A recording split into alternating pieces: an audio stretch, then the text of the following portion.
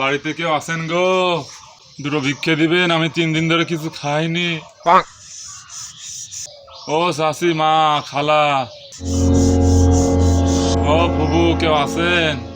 দেখতেছেন না কাজ করতেছি? ওই যে বারান্দার উপরে চাউলের পট আছে, ওখান থেকে কয়টা চাউল নিয়ে নেন। আচ্ছা।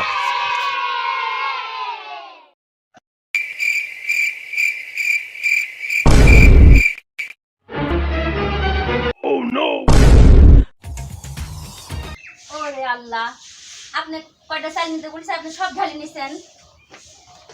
রাখেন এখানে। হ্যালো।